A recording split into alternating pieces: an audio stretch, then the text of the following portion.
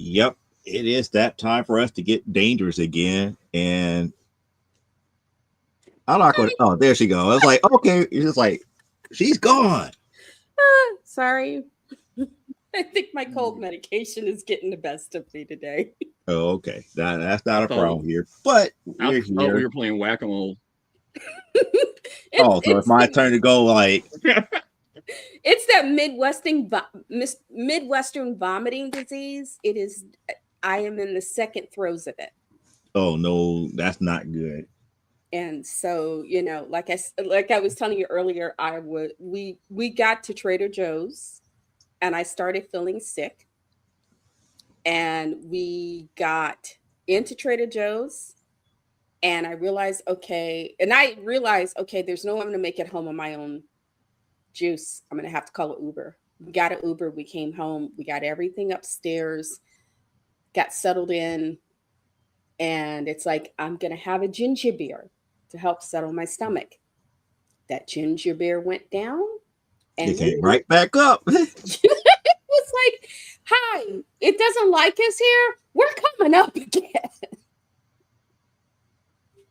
So it was, and I have spent every day in various stages of consciousness. Hey, Evelyn. oh, there. Oh, there we go. There we go. We got it's Evelyn. It's your girl Oh, Evelyn. There we Evelyn. go. Hello. Can I So say Yeah. Evelyn is, or would you prefer something else?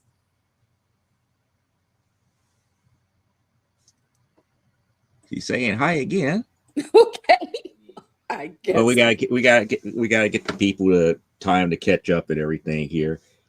But Eve. You like, Eve okay, is fine. you Okay, prefer Eve. All right. she prefers Eve Eve. is fine. Okay. I just like to know how people like to be addressed, because that's my way of saying I see you and welcome you into our room. Yep. Well, My oldest is a gamer. We do comics and some stuff, because some people I follow voice for games. But we're not gamers in the classic sense. No. Are you looking for gamers? I am not as devout as I used to be because I made the transition to comic book publishing. Yeah, But you know, I have been at several tournaments such as UFGT, Combo Breaker. I have never done an Evo as of yet. But and I know some. mm, If you're interested in gamers, I know a few I can turn you on to. If mm, that would be good. Like I said, my oldest is an independent game developer, and there's a group here in Chicago. They do, and I do think they do record them. They're called Shy Guys Entertainment. They're a gaming group, you have and them, which hmm? is you have them, which is I believe they are still headed by oh my goodness, Jeffrey. Yeah, And Jeffrey then you Tate. got IPG that is headed by Kevin Fair. And Kevin Fair is a love. I know them both. Hmm. They're good guys. Thank you. We Yeah. we try to we like to respect our fans, though it does get kind of crazy over here. I'm a just go ahead and warn you, because I have no filter, because I'm old. No, I'm it's not. old. It's not because you're old. I'm 64. Don't listen to him. I am It's not 64 because years she's old. old. She's on cold medication. She hasn't eaten yet. And it's going to get very, very live. I'm eating. Am I telling the truth, Cliff, or what? oh yeah, I am eating there no Trader lies detected. I am eating Trader Joe's chai tea mints. Well, I'm Stay sitting up here. over. I'm sitting here keeping an eye on my Instacart order that was supposed to be here at 11 a.m. and they keep moving it back Oh, I'm because so sorry. of the Winter Death 2026 down here. Hey, if it's any Because of consolation, ice. Because if there's too icy outside. People are sliding all over the place. Oh my god, if you it's don't any look. It's just there is a mountain of ice oh at no. my front door and my back door. Well, I am It's proud. it's it's up at least to my midsection. I'm proud to say my sidewalk is pristine because I made that boy follow me and we shoveled that bitch. Well, I, I just I I cleaned her just up. know that y'all need to come down here then, or you need to send someone because in 12 hours, or no, I'm sorry, 24 hours, my wife is supposed to be landing from being gone for 2 weeks in Germany, And she gonna and get if she can't land, y'all gonna see me on the news. Oh my goodness. See, really quick we're hello. talking about the weather here in the United States here, and some parts of the country is very, very iced over, and other parts are full of snow. Yes, and Figure I live Motion in 11, welcome. yes. Um, Red Fury one's wild, welcome. I'm So, sorry. Usually I'm quicker with the welcomes, and usually one of the other moderators is here, but it's just us. So and I was old and I was slow, so you have to just Yeah, bear with me. and I'm definitely not a Roblox player. I'm more of a Street Fighter 6. Street Fighter, mostly fighting games, a part of the FGC. So just to let you guys know here. Eve, I'm a midway casual, midway hardcore gamer. I don't play online and I'm not competitive, but I I'm on the PS5 pretty much daily. And I don't do Roblox either because I'm old. give me a second. I'll be right back. Okay, not a problem here. So Joe, are you gonna have you gotten Alex? Or are you gonna get Alex when he comes out? Well, I think I still have the season pass. So yeah, Yeah. if because of my season pass, I get Alex. So Mm, again, well, they bringing back Street Fighter 3 characters, which is good. He was in 4, Okay. mm, so I was happy yeah. about that. And Kenny Omega did the motion capture for 6 for him. Okay. Okay. Um, Eve, my son Charles is on Discord. He's Lip UCD, and he has a whole crew. They're international because they also work on games for each other. Half of them are Asian, and the other half are in Europe and here in America. So it's an interesting group, guys and girls, lots of fun. And sometimes I go in there and I harass them. hmm. So if you're interested, go ahead and check it out, but not right now because you belong to us.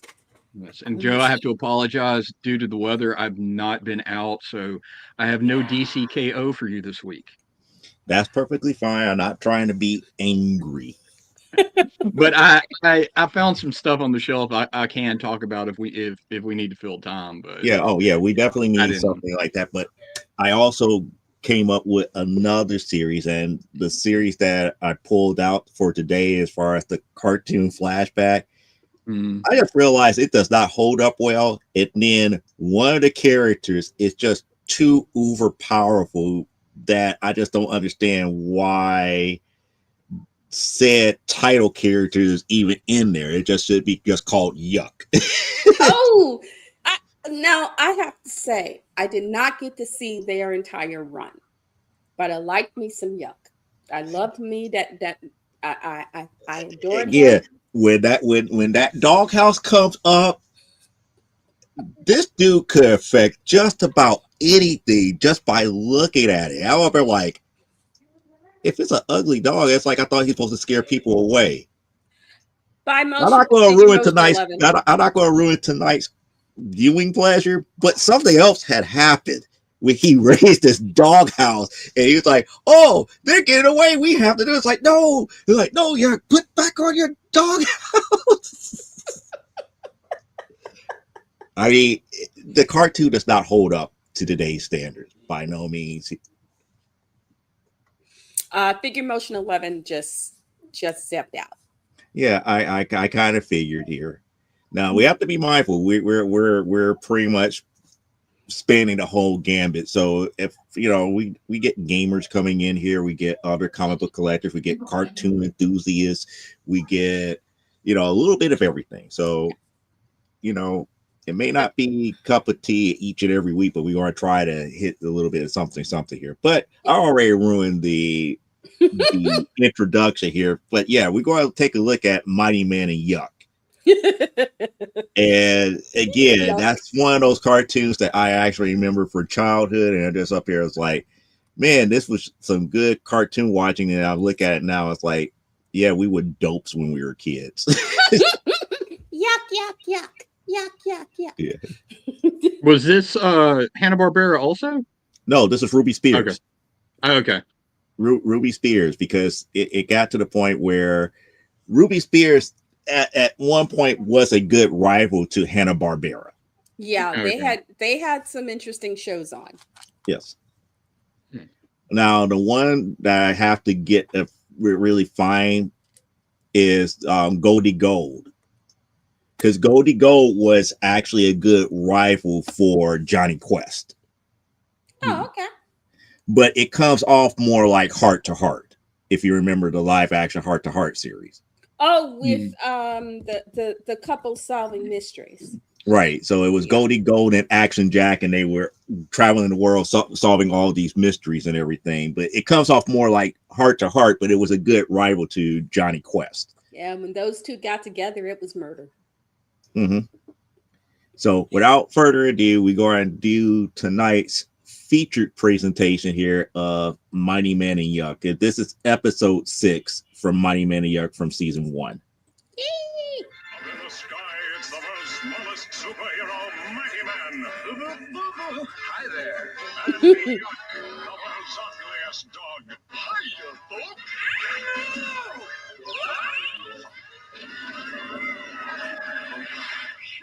They don't make clocks the way they used to. It's Mighty Man and Yukk. That's it. No! Don't lift them! I told you not to lift your house. We now continue with Mighty Man and Yukk. You sure this is the police chief's house? You heard the boss give us the address. Wonder who that? Goo, goo, goo. What? It's a baby. Yeek! Baby Hitman. Baby man, the city council president was our first victim, and the chief is our second. Right. And before we throw, every top official will be a drooling infant.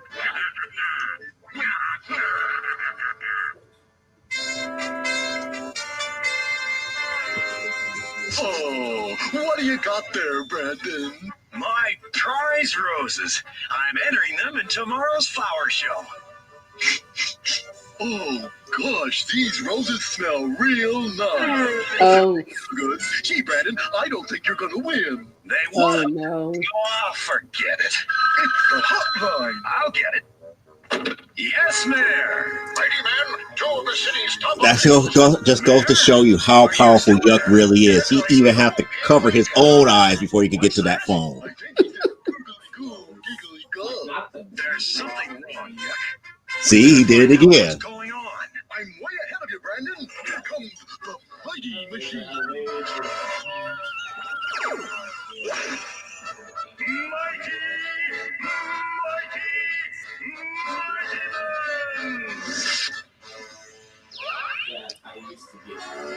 Ooh, shades of Batman and Robin. Yep.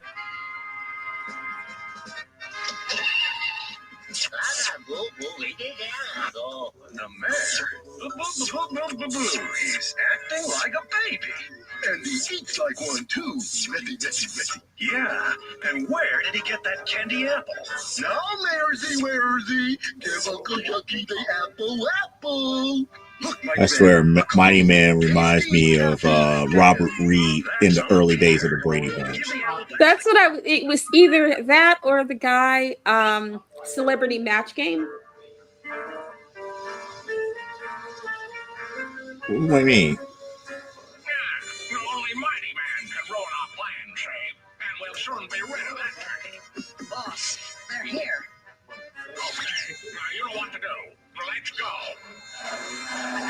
Nothing seems Wow. to be around here, M.M. I'm not so sure, Yukk. Something's fishy about this place. Yeah, I know what you mean. I smell it too. Catfish. That's my doggy. He smells fish. Well, I smell danger. Okay, Yuck. Let's search Same the thing. Meet you back here in an hour. Right.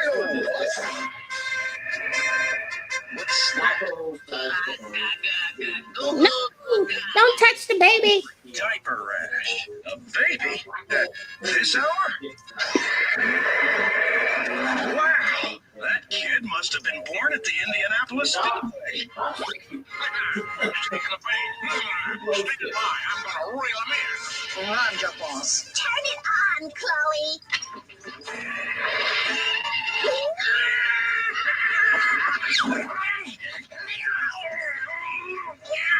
Gotcha, mighty man. Baby man. I should have known. That's right, mighty man. I've got a bottle especially for you. All this looking is giving me an appetite. Oh no. My nose says happy. Boy, bye-bye, mighty man.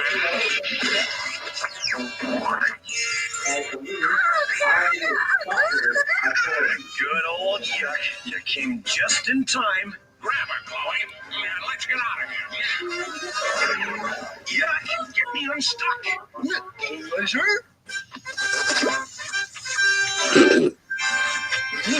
You're delicious, MM. We got criminals to catch. Hold on to your house, Yuck. I'm putting it in high gear. It's that happy. It's stuck to my Cover up or we're goners! The pier. He's destroyed the whole pier just because his house is off his head. A whole pier. How powerful is this dog? How? That's some serious ugly. That's some serious ugly. We'll get him. Yeah. Now we'll use that weird dog of his to do it, see? Give Daphne the antidote and let's get moving. What happened? Never mind. We've got work to do. Okay, I'm sorry. This whole thing with the baby man is just weird as hell. It is. It is. And this is common for Ruby Spears type adventure shows. It's weird and it doesn't hold up very well. No, but this is what they were giving kids back. What, this was the late 70s, early 80s or something? Early 80s. This is what they were giving kids because people were saying, well, Rocky and Bullwinkle and the Stooges and all of that stuff was too violent. I remember this as a kid.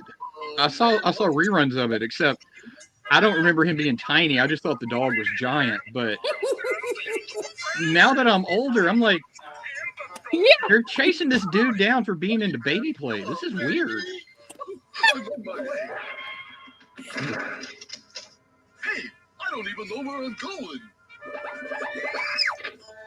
Dormkopf, the antidote will be in the trash can around the corner from the Mia Laura. He hung up and goes back to the phone and the person is still there. Yuck. Here I am, almighty baby. I got the antidote right here. Uh-oh, I think somebody made a big, or should I say, little mistake. Gotcha, little fella. Now what we need is... Uh-oh, now you got me. There we go. Snug as a rug. Now to see about a little den for your tummy wummy. What do we got in the old refrigerator row? Oh, let's see here. Tuna fish, a peanut butter sandwich, jelly. Oh, hey, cold spaghetti. Eat your Mighty man, where did you go? Come back. Little kids shouldn't be out alone at night like that. Mighty man, where are you? Hey, it's Baby Man, and he's got Mighty Man. It's Yuck to the rescue! Yuck could drive the motorcycle. Okay. He can drive the. He basically does it. You know, he can do everything Mighty Man can do except fly. This is just reinforcing my theory that all cartoon dogs are really time lords and their dog houses are retarded. There's somebody up there. Not for long. My teddy bear up there will take care of him. Really? A teddy bear versus Yuck? Sorry, teddy bear. Oh, so you want to make faces, huh? Well, I can make faces too. Get a load of this.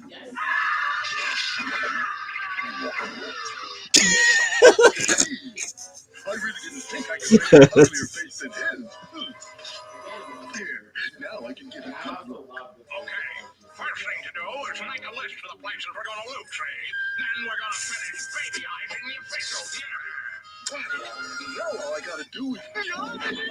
He's free, Mighty Man. Grab him!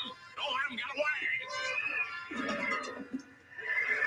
Yeah, because catching babies that even can't fly is so easy. Listen, Yuck, something's making me dizzy. Mighty Man? Let's get out of here. Thanks for the antidote, my canine pal. Now let's get Baby Man and his nannies. Right, Mighty Master. I'll take care of that. You won't take care of nobody, Yuck. Because from now on, see, you're going to be a... Okay, we're about to show you how powerful his help is. He is. He stopped the squirting of the milk or whatever that formula was. It circles around after seeing it. It's the baby man. That away, Mighty Man. We got them all now. Well, baby man got to be an actual baby. Yep. Well, Mighty Man, the city officials are back to normal and on their jobs again. And Baby Man has the right babysitter, the city jailer. By the way, Mighty Man, there's one thing about this caper I haven't figured out yet. What's that? Well, now that you're not Mighty Baby anymore, what do I do with this? Do I make it a square or do I make it a triangle? Yeah. Hitting myself with the pin. I And that's just a sample of an episode of Mighty Man and Yuck here. Now, what I do have to say about this series here, they did try. Ruby Spears tried their best to mimic a lot of different things. They tried to capture the whole Batman and Robin motif here. But the other thing that I just realized here, and as of right now, I feel that Yuck is more powerful than the other, what they were trying to spoof or be rival to. And that was Blue Falcon and Dynamite. Yeah, I was about to Yuck say will beat the mess out of Dynamite. the voice is very the vocal styling is very Dynamite. Mm-hmm. So you know that was the first thing I got, but it was like, yeah, a baby fetishist. That you know that it is. It's like, okay, y'all just was putting also of all the stuff that they were screaming about what had up until then passed for kids television. Mm-hmm. They were putting baby fetishes on the screen, thinking this is proper, you know. We're going to turn the mayor. We're going to turn the mayor and all these important figures into babies again. They're going to go goo goo gaga. You know, because this guy's the baby fetishist. And his hitch women, he had hitch women who were nannies. Yeah, who were nannies. And it's like, oh, the sexual connotations of this. They don't have to be hench women. They can make good money doing that nowadays. True. But I'm thinking, you know, growing up, having watched what at that time was considered subversive humor that was not fit for children, Hoppity Hooper, Rocky and Bullwinkle, all of that, you know, the old Bugs Bunny stuff.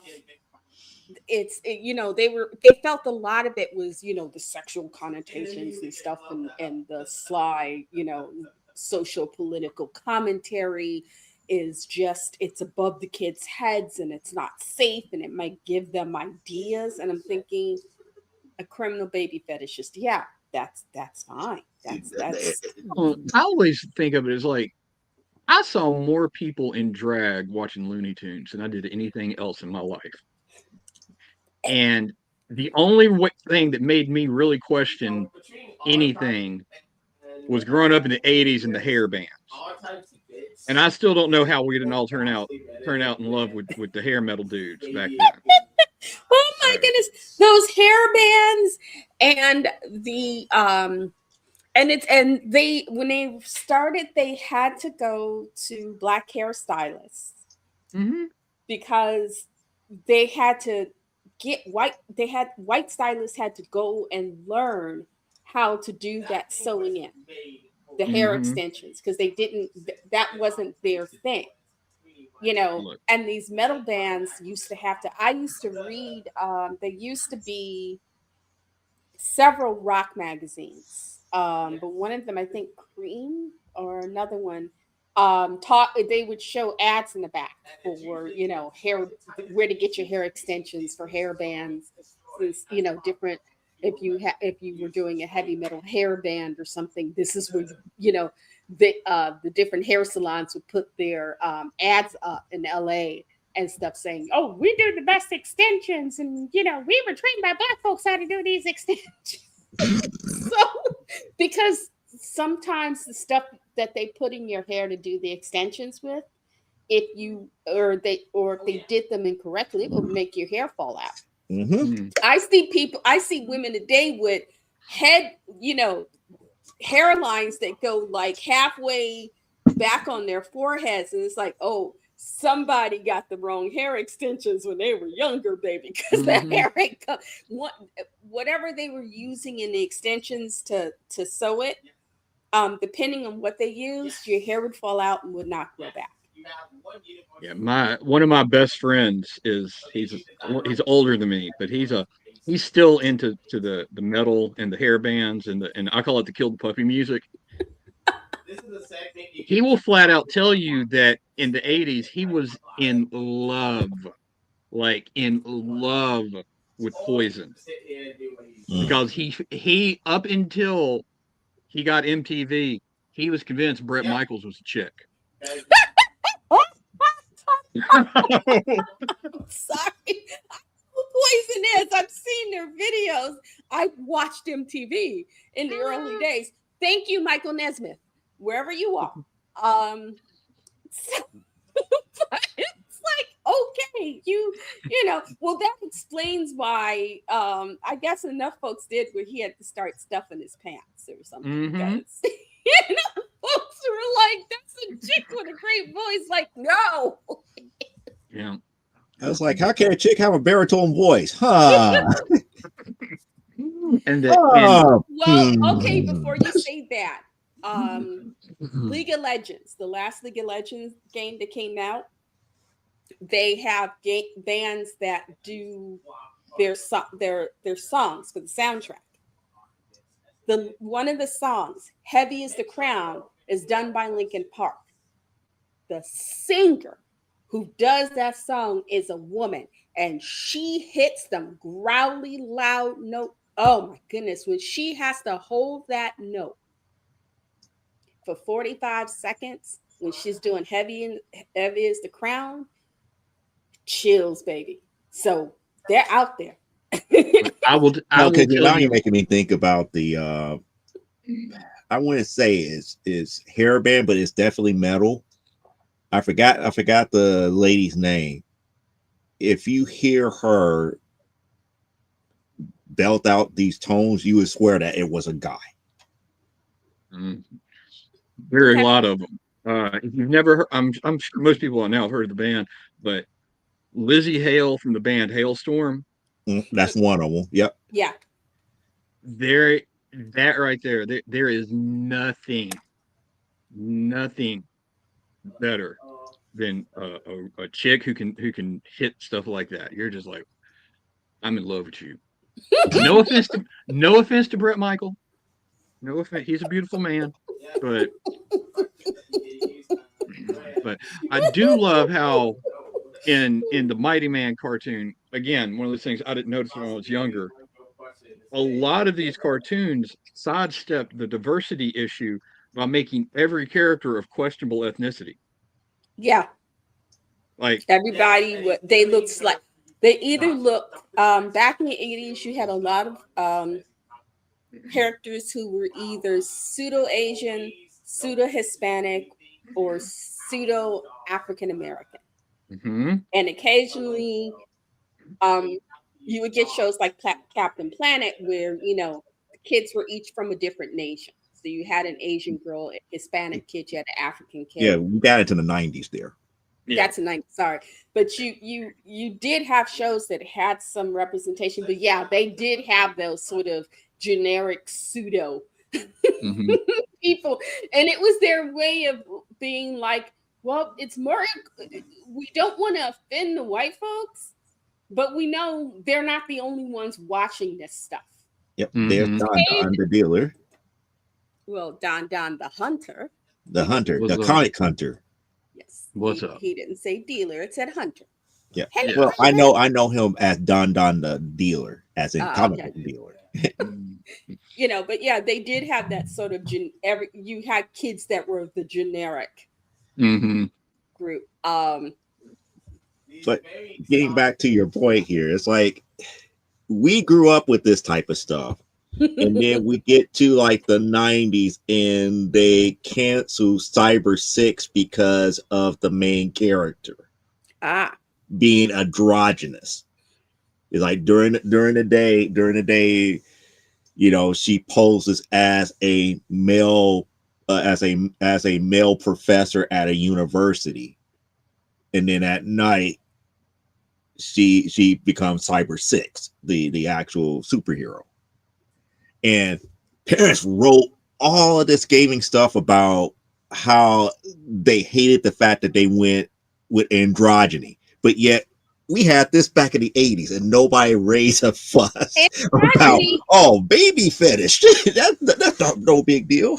and in the 80s, androgyny was the thing. If you did a movie where this or that girl or that guy got a glow up, it was androgynous because there was a specific haircut that was blown back Mhm.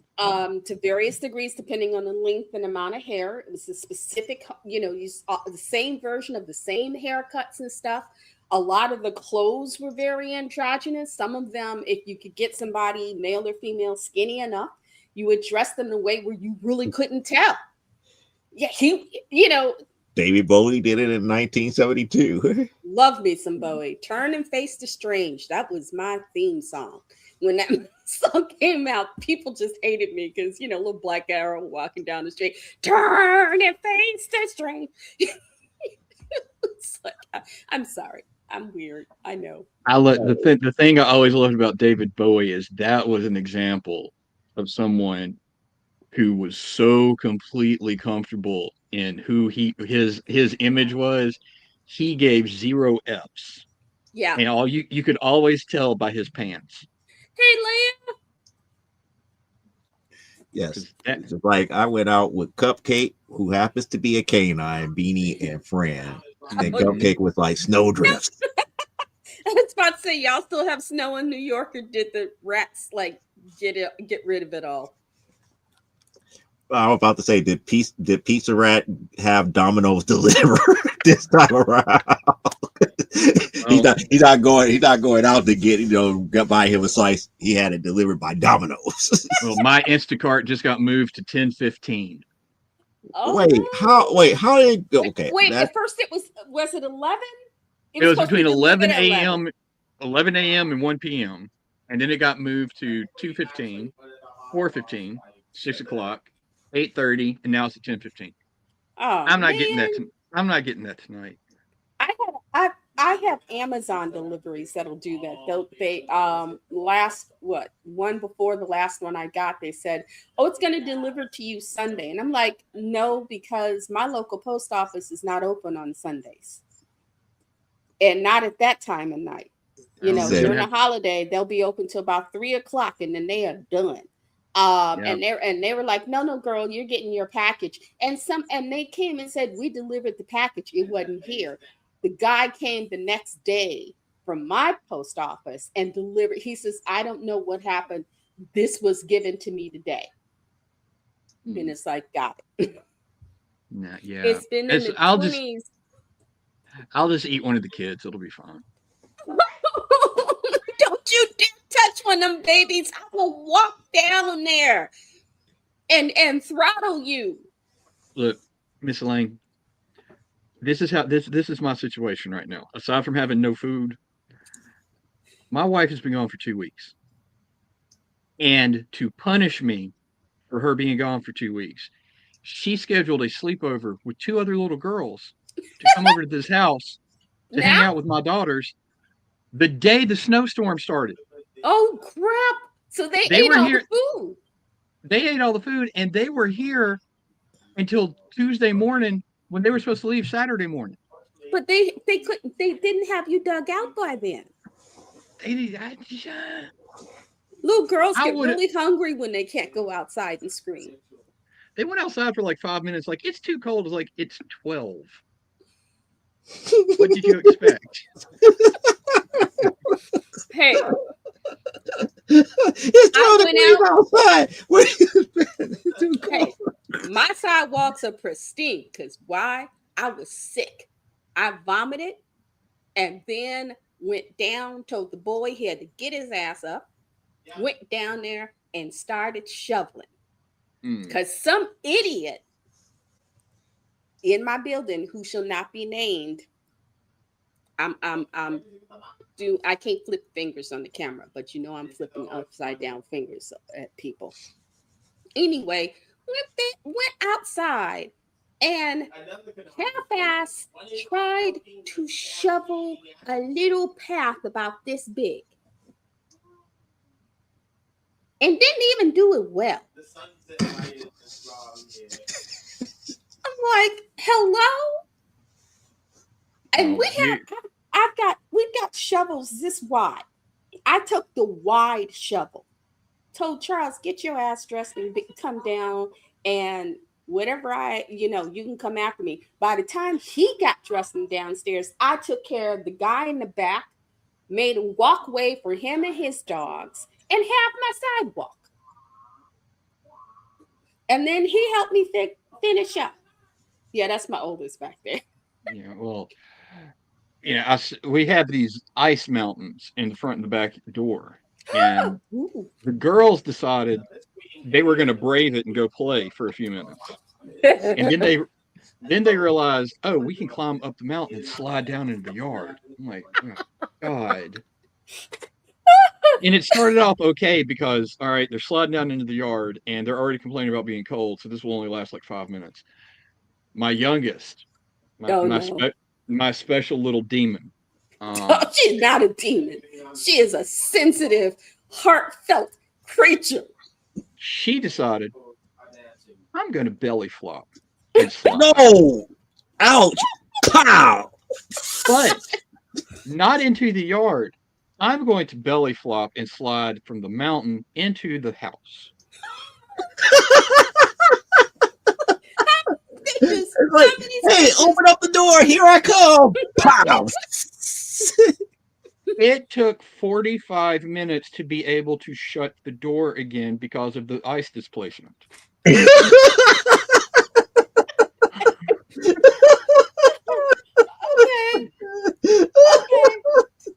Well, I'm sorry. She my uncle, I remember 18. But did she make it into the house of one slide?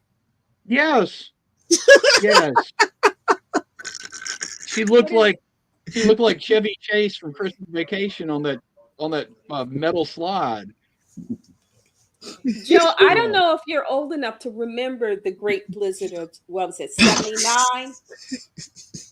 Do you remember the blizzard of '79, Joe? Barely. Oh, I would that have was been some. full. Not four, full. Oh, he would have been 4. I was like 18. You know, I still remember talking to my grandmother and hearing her laughing and go, "What's going on?" And she's like, "Yeah, Mario's just climbing to the, he's climbing up to the roof and jumping off the roof into big old piles of snow." You know, because every once in a while you would hear from she was in a room and we hear Geronimo. He'd flatten a pile and find a new pile and flatten that. You know, she was like, "Well, that's one way to get the snow kind of moved." We down here, like we don't get this a lot, so this is like earth I thought that shattering. you guys don't have like salt trucks and snow plows and The state of Mississippi has one snowplow and one salt truck. that used to be the township of Lyle.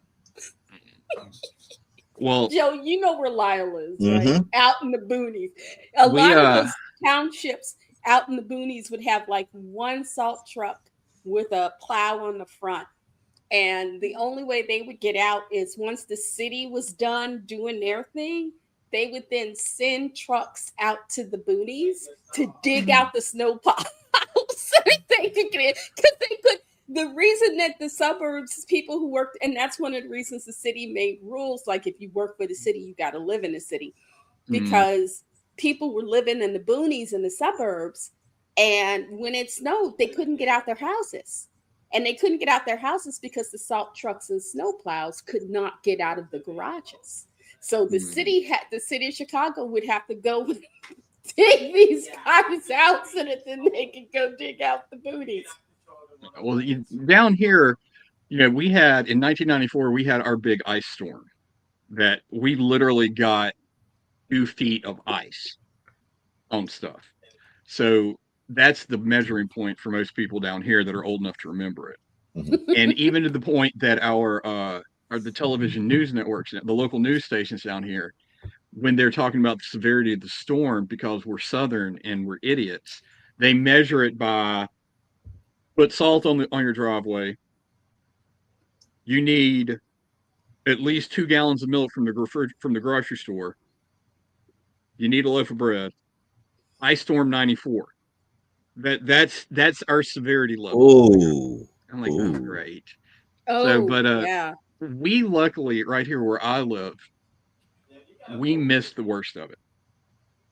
About 10 miles south of me, I have friends who have no water and no power still, Wow. and some of them, because they're on a septic tank system, can't flush their toilets. Oh my goodness, because they're frozen.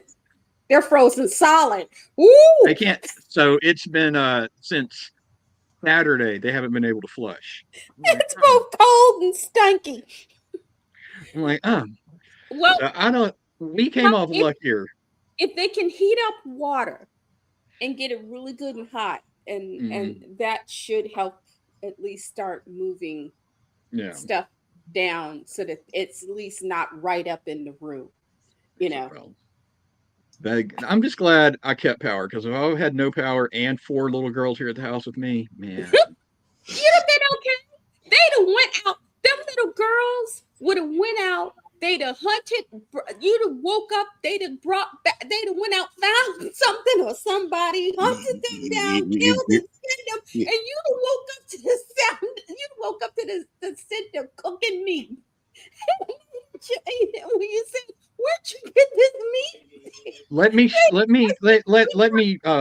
poke pins in that theory of yours. Here, okay.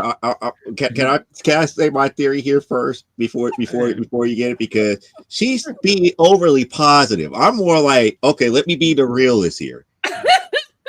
If there was no power and you had to deal with those 4 little girls here, I'll be looking for Robert Stack and Unsolved Mystery. Because I was like, where's Cliff? Cliff has disappeared. Oh, no. It's not because the girls did something to him. It was more along the lines the girls did something. He tried to fix it, and then poof, he's gone. And whatever they did, was so catastrophic that he couldn't handle it, or it literally destroyed him. They'd have gone Yellow Jackets on you. Because I don't know if you could outrun them. No, I can't outrun anything nowadays. But I firmly and truly believe that because of how my wife is and how my mother was, that I am raising strong, powerful, independent young ladies. They just hadn't got there yet. Well, And this is my example for you. Since they couldn't go outside, they decided to play hide and seek in the house. sorry. One of these children, I won't call them out and say who they are, but they probably were related to me. Hid in the upstairs shower. Oh no. And had to and realized she had to go. Oh no. But she did not want to lose the game. Oh no. So she was not going to out herself by getting out of the shower. So logic would tell you, Oh no. drop trowel and use the shower. No. She just went in on herself because, damn it, I am not losing hide and seek. She should have at least dropped trowel.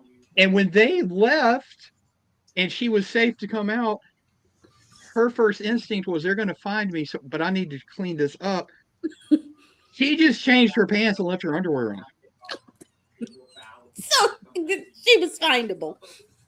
Oh, no. And when all of this was revealed to me, and I said, go take a shower now, I was met with anger and criticism of why would I need to do that?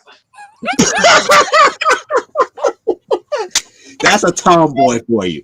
That's a tomboy for you. That's a tomboy for you. It's like, that's my life. It's like, as a guy, would you take a shower after all that? That's a tomboy for you. I will contact the Girl Scouts of the USA.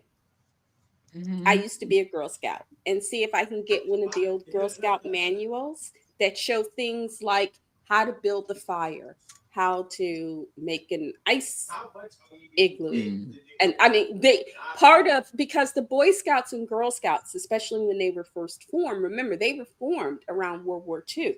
Their whole point was was to act as an ad hoc survival team. So they learned how to do things like but they know, and I think, between this and K-pop Demon Hunters, I'm beginning to think yes. to apologize. I just thought it was something that you and the girls and your wife could bond over, because I thought, oh my goodness, this is good and sweet. John, like I said, John wouldn't watch it. And yet, a week does not go by if I don't hear Soda Pop or Ida being played in this house. Okay? So it affected him. Charles just looks at me and like, you psychotic, and we're gonna bury you in the back when you go. So we just keep getting your checks. Word to everybody that's in the hearing voice of this live stream. I still haven't watched it, and I'm still not. I'm going to be sane. I'm going to be sane. I will say it is a good movie. It is a good movie. It is solid storytelling. I enjoyed it. Music will get you. And if I have to come to your house and drag you over here through piles of, and there's some yellow and brown snow in this neighborhood, Joe. Don't make me get ugly. Okay? You're going to watch that. As long as I have sunglasses and, something to plug in my ears, I'll be okay. I'll watch it. I know where you live. But again, I don't force people to watch stuff that I'm into, such as the new Running Man movie. I finally watched that. Oh, okay. And what did you think? I actually like it. And like I said in my post, it's apples and oranges comparing the two, comparing the Arnold Schwarzenegger one to this one. It's apples and oranges because the newer one follows the novel a little bit closer. Oh, then a Schwarzenegger original. Mm-hmm. Well, that's good to know. Now this will show you how out of it I've been this week.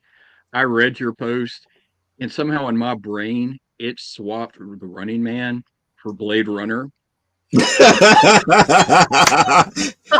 I doubt they could remake Blade Runner. I mean, they just less than 10 years ago they just made the sequel. The sequel with Ryan Gosling. Yeah.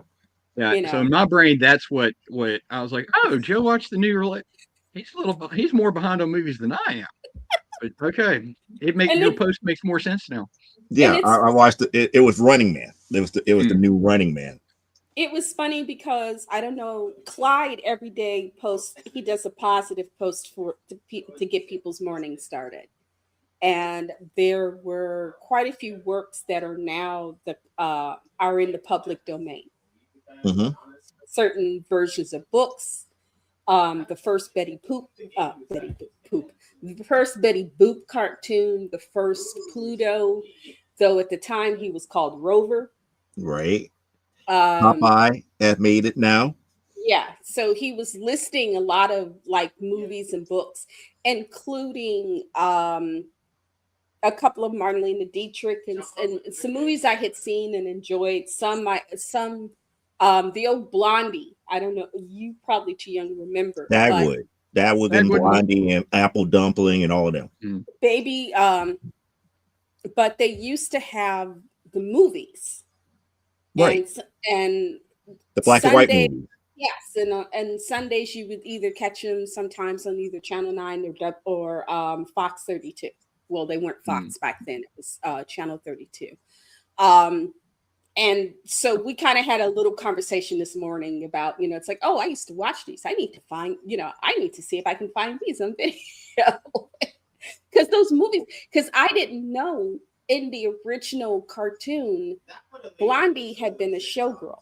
Yes. Something of a gold digger. And the reason that Dagwood had to get a job was because he had money, but then she had sort of spit him out what money he had, and he had to start working for Mr. Smithers, or they were going to end up on the street. Yeah. So wow. I found out a whole bunch about the public domain things coming out to it because while we're down here trapped like this, I've got caught up on a lot of movies, which after Joe tells us about Running Man, I might mention a few, but I did watch the Winnie the Pooh Blood and Honey movies. Oh. And I found out after watching those that this year or next year, 1010 is coming into the public domain. Ooh. No. Ooh. And I'm looking forward to anything horror related with 1010. 1010 is already getting in production for his part in the Poohverse. Oh no! Ooh, yes. So we're gonna have a horror 1010 joining Winnie the Pooh, Christopher Robin, and 1010 together. Ugh. Yeah. So it. Wasn't Friday Night at Freddy's enough? No, man. We got what? Let me see. Five Nights at Freddy's. That's it. It's now. But Five Nights at Freddy's was really, what was his name? Showbiz Bob for Showbiz Pizza Place. That's what that roster represents. Showbiz Pizza. Yeah. Or Billy Bob's if you're from the 80s. Right. But it's 1010, Tinkerbell, Peter Pan, the Winnie the Pooh movies, and Bambi are all going to have their own Marvel Cinematic Universe of public domain horror, and they're going to have their own Avengers movie where they all meet and chase after the kids and stuff. Nothing will ever top Bambi meets Kong. I'm sorry, that is my second favorite Bambi film is Bambi. It's either meets or versus Kong. I love that film. It's a little film. Look for it. Steamboat Killy. There actually is a Steamboat Killy because there's like oh no 8 Mickey Mouse, Steamboat Willie ripoff horror movies. And if you're as desperate to punish yourself as I am, you can find them all online. Uh, speaking of movies I'm related not to a the horror horror fan. genre, anybody who has not seen Predator, Killer of Killers, Mhm. what's wrong with you? And you don't have to even go to Hulu. You can just pull it up off your Disney account. Mhm. It's a great. It is an animated feature, and it goes through people who have been hunted and had a and scored a defeat against the predators. And the first one is a Viking woman, and it tells how she went to find this guy with her crew and her son to exact revenge because he made her kill her father. And the reason the father had her kill him because he told this man, I will kill you, either let her kill you or I will kill her. I will make you watch as I kill her. And so this guy sacrifices himself. She swears vengeance, and then goes. And while they're having that little war, the predators show up. And you learn after her fight, because they ended at the point at which these people triumph over the predator that's hunting them. And you find out that the predators caught them and have put them into stasis.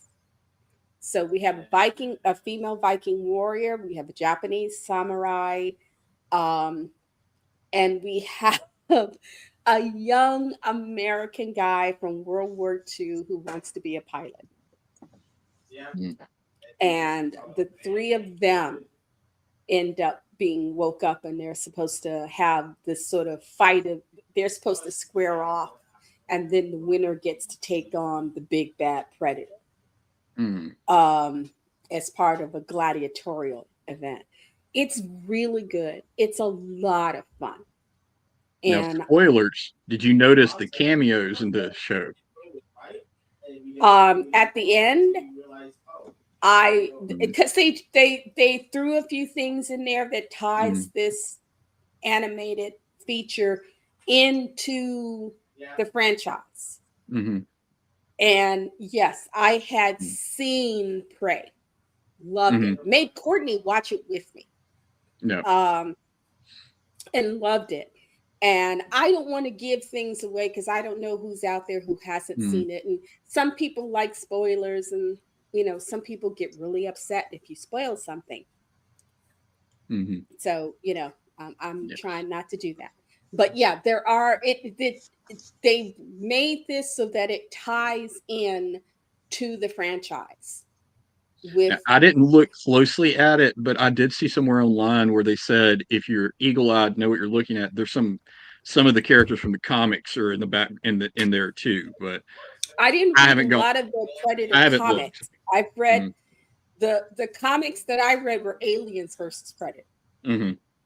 And I was reading more on the Aliens versus Predator comics, especially the first one that had the Japanese female protagonist. And then I read mostly a lot of the Aliens comics. A lot of the books I have are the Aliens titles. I didn't get as many of the just straight out Predator title. Right.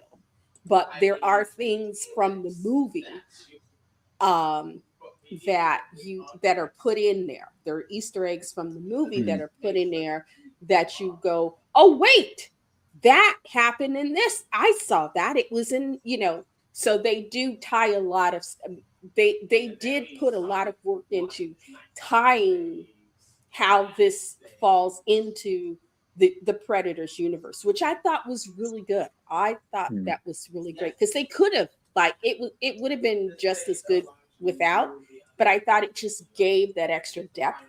Mm-hmm.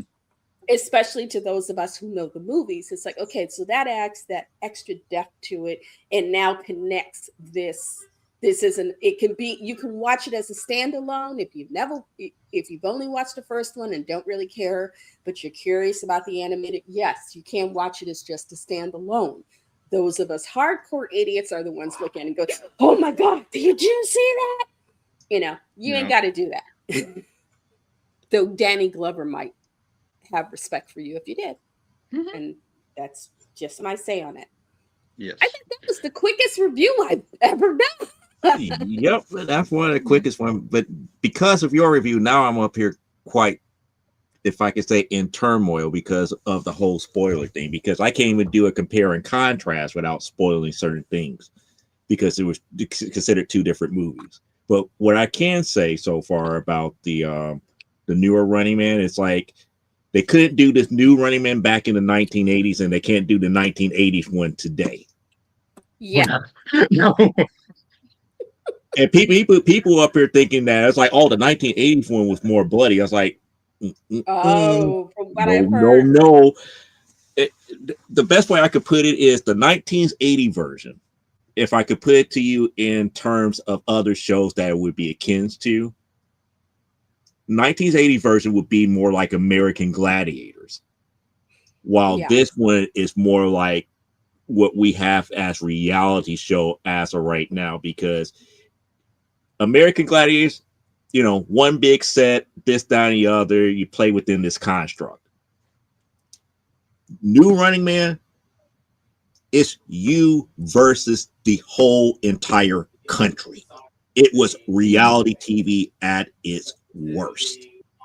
Mm. And something, Anybody and everybody could turn it could end you if you was a contestant on this version of the Running Man. yeah, Mm. you never knew who might be safe and who might be dangerous. Well, I considering the remember fact that they offered anybody and everybody money. yeah. So if it's like the way it's like the rules were different. 1980s, there was 4 zones that you must go across. Mhm. With each one where you have to meet each one of the stalkers. If you survive all 4 zones, you earn. Oh, that was the other thing. 1980s, you had to be a felon to Mhm. Yeah. be on Running Man. I This think in one, this one, you could be anybody off the street. What is the new one streaming on? Paramount Plus. Okay. All right. Yeah. Paramount Now, Plus. now the original '80s Running Man was one of the great unsung comedies of the '80s. Also. Well, well, because it's you have to think Schwarzenegger. Yeah. Schwarzenegger. So, it was Schwarzenegger, and they And couldn't Jesse really Ventura. run with the theme. They couldn't really run with the theme of what was the novel was about. yeah. Mhm. Because the Ben Richards that Arnold Schwarzenegger played really was a military hero, but because he disobeyed an unlawful order, they made him a villain, or at least Mhm. the government tried to make him a villain and force him on to Running Man to kill him. Yeah. Mhm. It was if I remember correctly, this was all like an attempt to publicly assassinate him Mm-hmm. or execute him while kind of wiping their hands clean of it. Well, Mhm. if one of So like these wiping other their hands clean while hiding the evidence about what actually happened in that operation. yeah, but by saying, well, it's not us that's killed him. Right. You know, he was found guilty in a court martial, and And he subjected. ran from the court martial. He escaped. This, that, the other. We caught him. Mhm. Now we're And about to execute him. and if he dies, well, we didn't do it. Mhm. It just he couldn't he just couldn't measure up to survive this. So it was a way of them wiping their hands clean of it. And Mhm. I know Schwarzenegger at the time, I think there were, because he was also thinking about his image and what he felt was acceptable and That's the whatnot. reason why he could never play Ben Richards from the novel, Yeah. Mhm. because Ben Richards from the novel was a everyday guy like you and me and Cliff and anybody else. But it was also more complex in the novel. Mhm. He actually wanted something that was more simple as opposed Mhm. to No, the novel. he represented something more simple. Yeah, but I'm Mhm. saying he was representing something more simple, and therefore he wanted the story to be a bit more simplified Mhm. to meet what he wanted to do. He wanted that narrative. He wanted the narrative to fit a specific. And back then in the 80s, as throughout history, there are a lot of books and stuff that have been Mhm. to make film versions of them were written and rewritten to fit. I didn't know for the longest time that, and I should have because they were contemporaries, Tolkien and Disney. Mhm. Tolkien was not fond of Disney. He was not fond of Disney. He felt Disney took a lot of those old dark stories and sanitized them. Which again, he was kind of correct on that. Mhm. And he felt that was like selling out. He got they made them they simplified them, sanitized them, and he was saying part of the reason for those stories being told the way they had been told for centuries was that to show that life is complex, that things are not always black and white, that the danger, you have to be wary of certain things, that, dangers are dangers and they are not to be played with because he just felt, and it was interesting because he had seen Snow White, not at Disney's behest, but he had gone to a screening of it. Mhm. And I guess Disney found out that he'd gone and was asking him, well, what did you think? And Tolkien being Tolkien, very choice and but very final. There was no room Mhm. to wiggle in. He said it very poetically, but basically it came down to this sucked. you know and, Mhm. and he had his reasons, and it's like, well, these stories were told this particular way, and it's interesting. It's about that time when you think about the old stories. It's about that time when Disney started Disneyfying, as Tolkien put it. When you Disneyfy Mhm. these stories, you take out what gives them teeth, what gives them weight. Mhm. And what you're left with is, yeah, there's this beautiful visual stuff, but a lot of the darker meaning and weight is just lost. Mhm. Um, and so he wasn't happy. It's like, I would have loved to have been a fly in the wall while they were having that Yep. conversation. Yep. Mhm. Yeah, The- now talking about the differences between the Running Man movies, Mhm. it's really just how strange everything works out in this universe.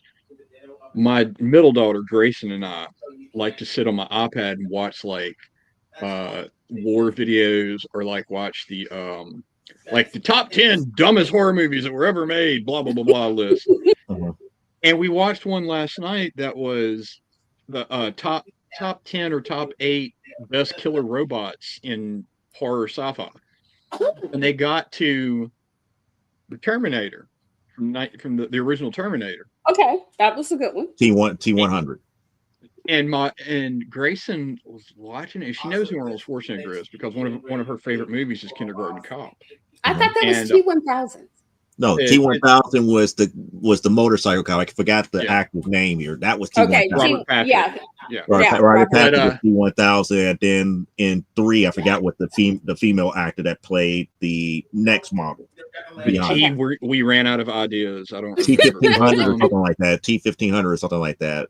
But they were showing clips of Arnold from back then. And in the movie, when he showed up and he was naked and he was just, swole and all this. And she goes, Daddy, he's not real, is he?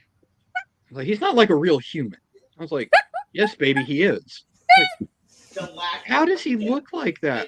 And because she's seen pictures of him recently, and he's still for He's 80s, still he's still pretty a great. fit for a dude his age. He still keeps Yeah. it tight.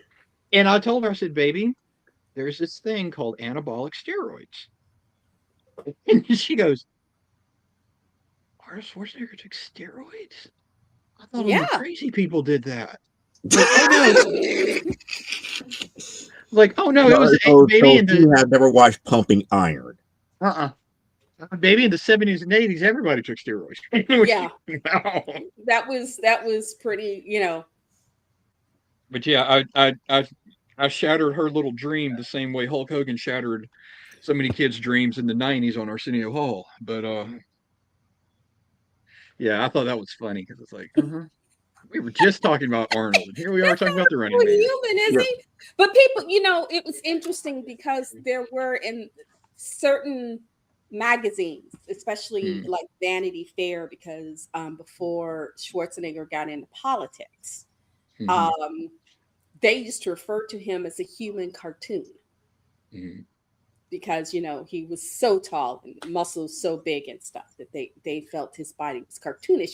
And then of course it came out he's a Republican, and he and then he ran for governor and succeeded, and suddenly he got respect.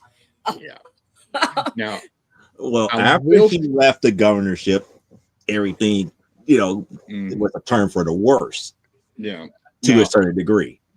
I will say my daughter is partially right, because being around people who thought they wanted to be fighters and they decided to take steroids, you don't just take steroids and look like that. You have to have the right genetics, and Schwarzenegger and Hogan and some of these people are like the genetic pinnacle of human development. Yeah. Because I could take all the steroids in the world and I could lift the side of my house up every day for like 20 reps. I would never look like that. Also, Schwarzenegger had a team. People forget Schwarzenegger had a team. When they went and shot the first Predator, Schwarzenegger traveled with his own private chef, as well as a dietitian and at least one medical professional. Yeah, and that's why he was the only one who didn't get sick on set from eating. And also to make sure that he was never taking too much of his meds, that if it looked like he was, that he was getting off kilter, there was always somebody there watching him to go, oh, I think Arnold's kind of done for the day. He's going to need the next couple of hours off. Don't ask any more of Arnold than what you have, because this is, but he made certain that because he was there, that he knew that he wasn't just an action star, he was a brand. And so, and when you paid for Arnold, you paid for his retinue. So you had to pay, you paid for the dietitian, you paid for the private chef, you paid, you paid for the nurse and the doctor and the publicist who was always there to make sure that he, that they never put out anything more than what he was willing to have people know. And then, because that was back in the day when writers were king. Writers were these things where, especially in the 80s and the 90s, you get somebody who's a big star. And that's how you knew who you had power. Because you could say, oh, well, okay, I have to have my own makeup person. I have to have my own hairstylist. I have to have a trainer, which means I not only have to have a trailer, but I also have to have, because when you're doing a film, a lot of films, unless they're very low budget, they order the trailers that everybody stays in, as well as the honey wagons, which are the porta potties, and usually there's a gym trailer that everyone uses. Power is, well, I need my own private trailer. I need my own private gym. And, and then it got to a point where people were getting ticked because female actresses were like, I have my kids and I have to bring my kids and my nannies. And the studios finally had to start cracking down and going, okay, you know what? We have gone into the realm of the ridiculous, because we're paying you X amount of dollars, because people would say, well, they'll get this salary. Yeah, they get that salary, but then on top of that, they get their writers, Mm-hmm. you know. And so you would say if you have to go, say, outside of a city, state, country, whatever to shoot, everybody gets per diem. And in fact, there's a joke. There's a classic in if the first Lord of the Rings, they were going to celebrate Elijah's birthday, and I think it was either Billy or Don that say, "Oh, Elijah says we're all going to the bar. He's buying drinks are on him," and Elijah went, "There goes my per diem." Because the entire crew as well as the cast went, "Yeah." Mm-hmm. And he knew whatever per diem he had was like, and I think Elijah's per diem was about 300 a day. Mm. Depending on where you are, how you stack up in a film, they set your per diem. And that's above what you get to eat on set. Mm. And you get that per diem per day, whether you're on camera or off. It's just an extra bit of money that they throw in, especially when you're off camera. You're not on camera, and you've got to get yourself around, unless, of course, you're Liv Tyler, and then you grab. Who did she grab? She grabbed the little she got the little elf dude and said, "You have to drive me everywhere I want to go." So she made Orlando Bloom be her chauffeur. So she wouldn't have to drive. But you sometimes, especially if you're in, depending on where you are, it can be expensive to be out.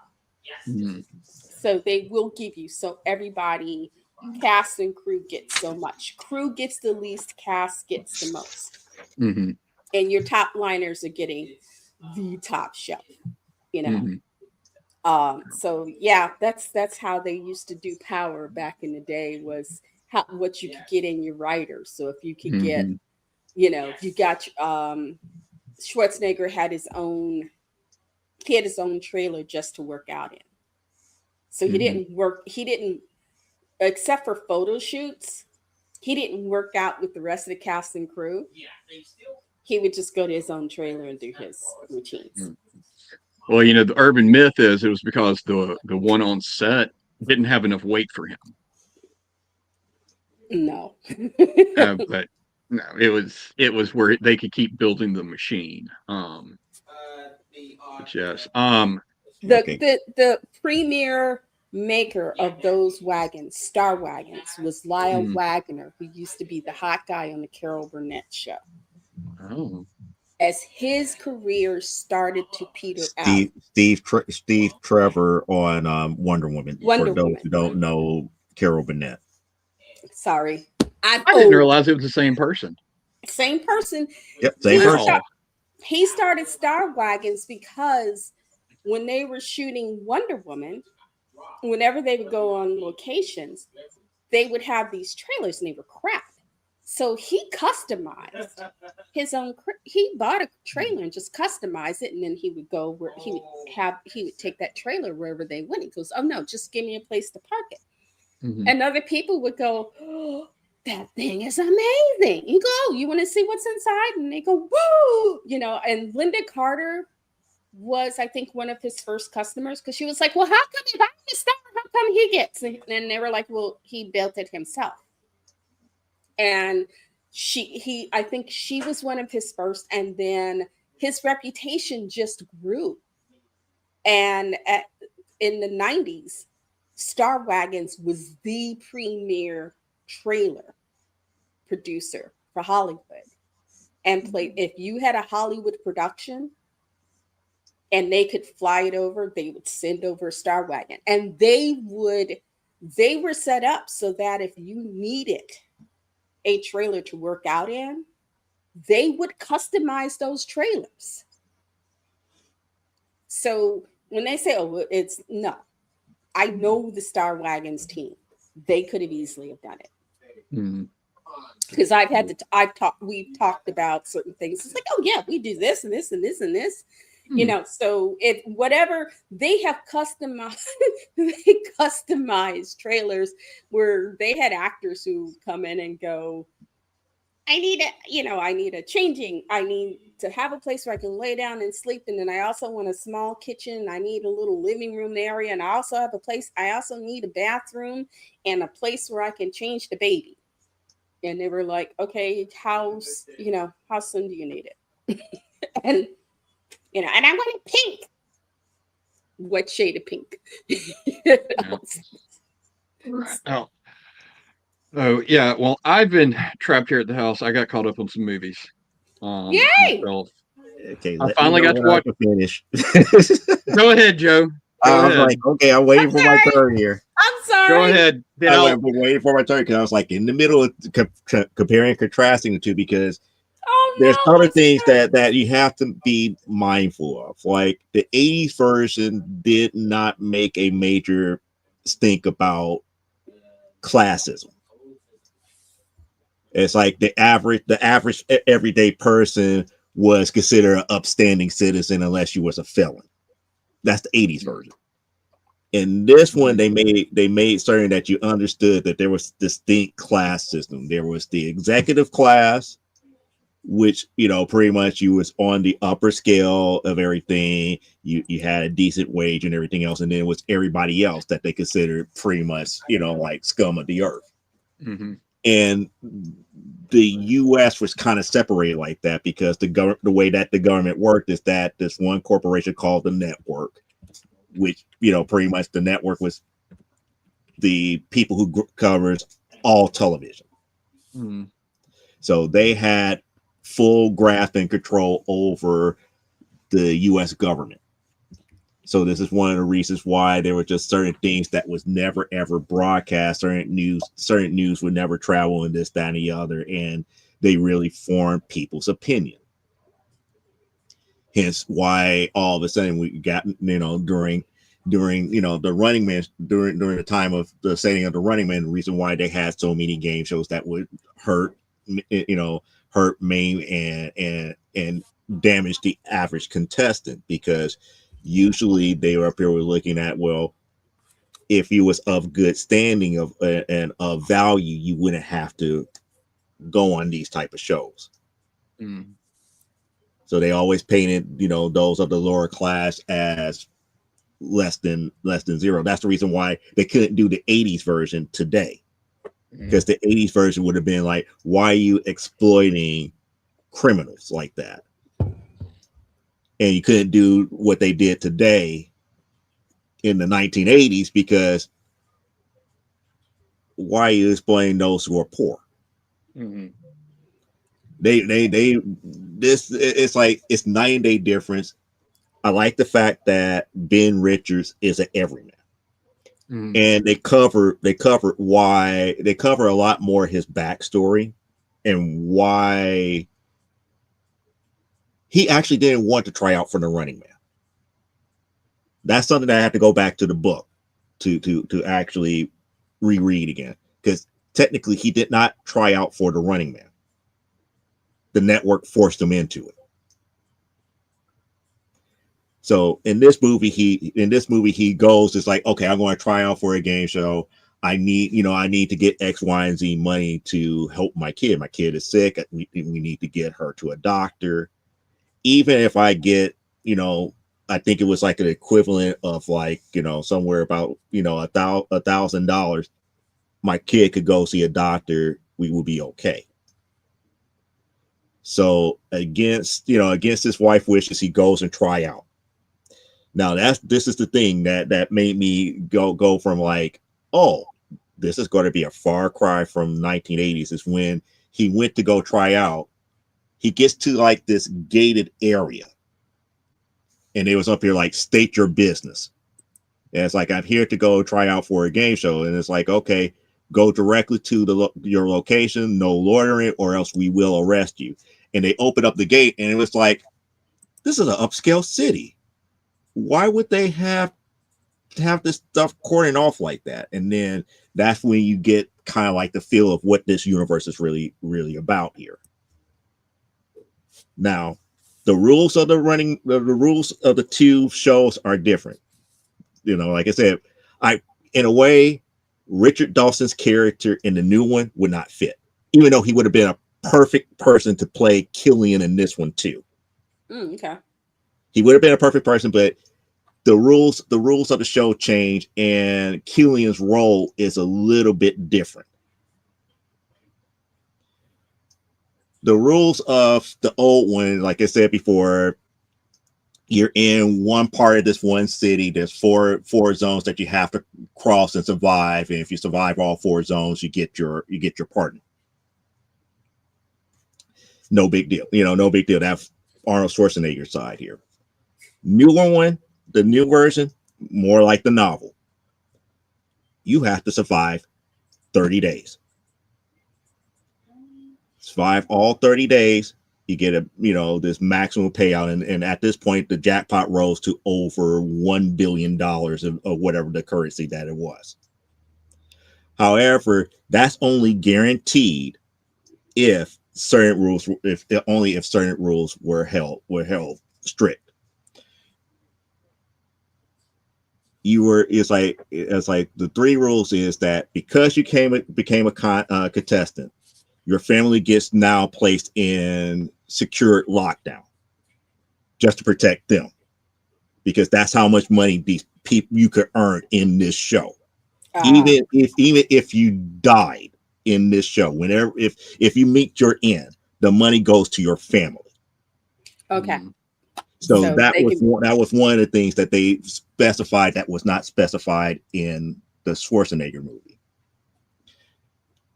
Rule number 2, it's anything goes. Rule number 3, you was provided a video recorder. You have to record 10 minutes of footage each day that you're on the run and submit it into these particular Dropbox. If you do not submit your tape, it will invalidate your run, but it does not stop the stalkers from coming after you. Oh, wow. When they say when your run is invalidated, which means that you get no money from that point forward. You get no money from that point forward.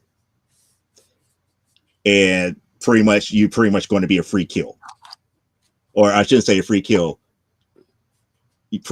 You're opening yourself up for that's getting back to rule 4. Rule 4, anybody and everybody can kill you. They have bonuses for people.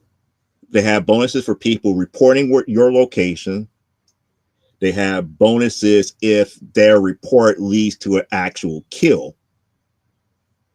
Or you get an actual bonus if you did the kill yourself. Wow. So this is in addition to the 5 hunters that they sent after you.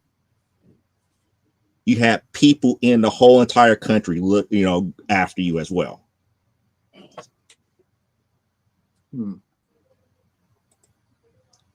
Diana missing the target. Yep. So did they at least have the stalkers like the ones from the 80s? No, they were not That's why I said the difference between the two is that the 80th one was like American Gladiator. So you had like your Sub-Zero, your Electro, your Buzzsaw, your Fireball, all of those, personalities that work akin to American Gladiators because you're in a confined area. And it's more like a cartoon. You had 5 hunters, but the hunters only had one lead person. I believe his name was Captain Chaos or something like that. And he was kind of like the lead hunter. And it's like, if fate doesn't get you, which was like a bullet that was it was a gun, then you have to face destiny, which was his knife and all this other stuff. So they kind of built him up. But like I said, I'm not trying to do spoilers because if I get too much into the movie, I will spoil it. But I'm just giving you like the basic overview of the major differences here. So Now I'm sad. no, it's not. No, trust me, you're not going to be sad. You're not going to be sad because this one was more violent. To me, this was more violent, and it shows you the nature of people I'm more not so going than to get anything else. I'm not going to And get to hear here's Sub-Zero. Now just plain Zero. you're not going to get that, but I know I'm going to be sad. what Killian did at the end trumps Here Live Sub-Zero, not plain Zero. What he did at the end to make Ben Richards do what he did goes way beyond that. Okay. Wow. So you have to trust me on that. You have to get to the end of the movie to see what this Killian was a motherfucker. Excuse my language. Could Richard Dawson play this version of Killian? Oh hell yeah!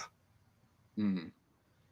But this one was more of the laid back, reserved. He wasn't the one that was on camera, doing the presentation here. They had somebody else be that announcer to kind of hype up what was going on in the actual show. But the Killian that they had was really behind the scenes, and a lot of the stuff that they were showing in the 1980s when he was in the film booth and in the control rooms and stuff. Mm-hmm. That's the Killian that they had in this one. Okay. The one that was manipulating the story and manipulating everything behind the game. Mm-hmm. Well, Now, one of the things that you have to be mindful of this version of Running Man. No one up to this point had ever won. The closest person who have ever won made it 29 days out of the 30. But we never heard hide nor hear what happened to him. It just assumed that he died. Now, there's 3 archetypes, like in the original movie, there was 3 people that starts off the run, and with 3 people that starts off the run in the new movie. But the 3 people that starts off the run in this new movie are 3 different archetypes. Okay. There's the easy kill, the one guy that just have no business being on the show, have no survival skills whatsoever. And they used and the way that they broke it down, or at least the way that the one character broke it down in Ben Richards' run after he met him and everything, to kind of explain to him what he's really signed up for. That guy lasts on average 1 to 2 days just to keep people interested and keep people watching. Then you got the second archetype, which is fuck it all, meaning that they know that they can't survive all 30 days, but they also know that, this is their only chance to live it up before they meet their eventual end anyway. Whether if they was on the show or not, they know that their time on this earth was short anyway. So they live it up lavishly with the money that they gave to them to live off of for 30 days before they meet their end. And then there's the final guy. Okay. Oh, I forgot. Archetype number 2 lasts on average 2 weeks, so 14 days. Okay. On average, about 14 days, or a little bit less, or for like a week to 2 weeks. Final guy. Final guy is the one that they push the hardest throughout the whole season or throughout the whole run. Because he's the one with actual potential. They're so good at surviving that they make the fatal mistake of being overly paired and box themselves in, or pretty much they get in their own way, and that's how they get caught up. That's the 3 archetypes. Okay. So once Ben Richards got explained that by somebody that actually really did help him, they was up here like, okay, you're just like, after what had occurred when they tried to come after him the first time, because they tried to make him number 2. They tried to force him into the number 2 slot, which was, the fuck it all. And he survived by accidentally doing something. And he tried to play the game fair and this, that, and the other, but in them chasing him, a certain set of events ended up happening. It was a domino effect. And I just leave it at that. Let's just say a whole bunch of people died on the network side. Ooh. Okay, well, at least that drove up ratings. That drove up all of these investigations, and everything flipped on its head. Like you up here trying to figure out what they're laughing about. no, Everything flipped on its head, and his run got a lot more difficult to get out of the area that he was in. And let's just say if he didn't receive the help that he did, he would have got caught up. But saying that to say, by the time we get to the end, at this point, by the time you get to the end, he doesn't make all 30 days. He only goes 17. But this is how messed up Killian is. Killian was ready to end the game early. And Killian told kind of like the ultimate lie to make Ben Richards snap. Mm. And pretty much Killian said, if you do this, if you do this, everything is over with, blah, blah, blah, blah, blah, blah, blah. But I do have to show you something, and you're not going to like it. Oh, no. And pretty much after he showed him, you get your Sub-Zero moment times 5. Okay.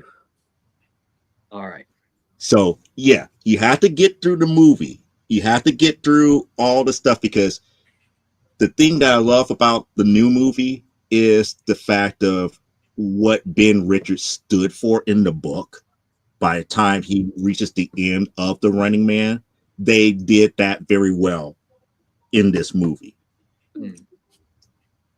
Because by the time that you get to the end of the movie, it wasn't about Ben Richards making a run.